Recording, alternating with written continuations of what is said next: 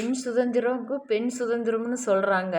எங்கேங்க சுதந்திரம்? ஒரு பெண் குழந்தைய பெற்றெடுத்து அதை நல்லா படிக்க வச்சு ஆளாக்கி அதையும் இன்னொரு பையனுக்கு கல்யாணம் பண்ணி கொடுக்கறதுக்கு நகை நட்டு போட்டு கார் வாங்கி கொடுத்து சீர்வரிசை எல்லாம் கொடுத்து தடபுடலாக கல்யாணம் பண்ணி அப்படி வளர்த்தி கல்யாணம் பண்ணி நம்ம ஒரு மாட்டை விற்கிற மாதிரி நம்ம பொண்ணை அவங்க வீட்டுக்கு பையன் வீட்டுக்கு அனுப்புகிறோம்.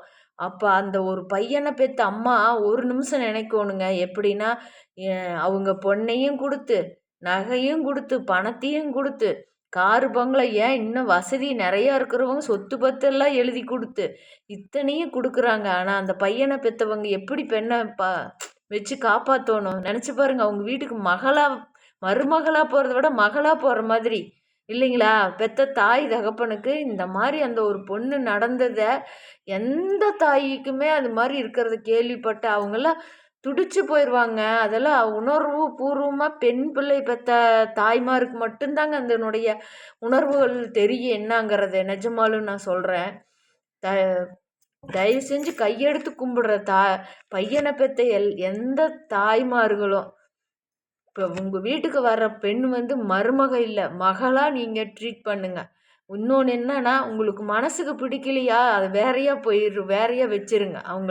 அவங்க வாக்கில் அவங்க சுதந்திரமாக வாழ்ந்துட்டு போகட்டும். இன்னொன்று பையனை பெற்ற தாய்க்கு சொல்கிறது என்னன்னா, சின்ன வயசுலேருந்து உங்கள் பையனுங்களுக்கு ஒன்று சொல்லி கொடுத்து பழக்குங்க. இது தவறு சரி அப்படின்னு சொல்லி கொடுத்து நல்ல பாதையை வழிகாட்டி நடத்தி கொடுங்க. உங்கள் பையன் கல்யாணம் பண்ணுனா தாயை அனுசரிக்கணும், மனைவி அனுசரிக்கணும். வீட்டில் கெட்ட பழக்கம் எந்த ஒரு கெட்ட பழக்கம் வச்சுக்க கூடாது. அதாவது பீடி சிசர் தண்ணி இந்த மாதிரி கெட்ட பழக்கம் எதுவுமே இருக்கக்கூடாதுன்னு சின்ன வயசுலேருந்து நீங்கள் பையனுக்கு சொல்லி வளர்த்துங்க.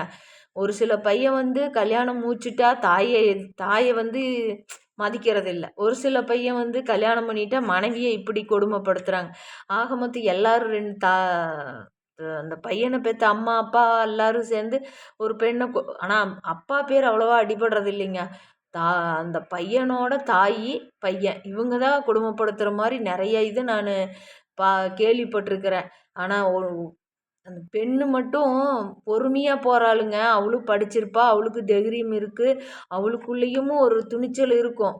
ஏன்னா நம்ம அப்பா அம்மா நம்மளை கௌரவமாக கல்யாணம் பண்ணி கொடுத்துருக்குறாங்க. அவங்களோட மதிப்பு மரியாதையை காப்பாற்றணுங்கிறதுக்காக அந்த பெண் எல்லாத்தையும் பொறுத்து சுதந்திரமாக இருந்த அவங்க அப்பா அம்மா வீட்டில் இருந்தவ கட்டுப்பட்டு உங்களுக்குள்ளே இருக்கிறானா, நீங்கள் அவளை தங்கமாக ராணி மாதிரி பார்த்து காட்டி பரவாயில்ல, அடிமைத்தனமாக வச்சுருக்க வேண்டாம். அவளையும் ஒரு பெண்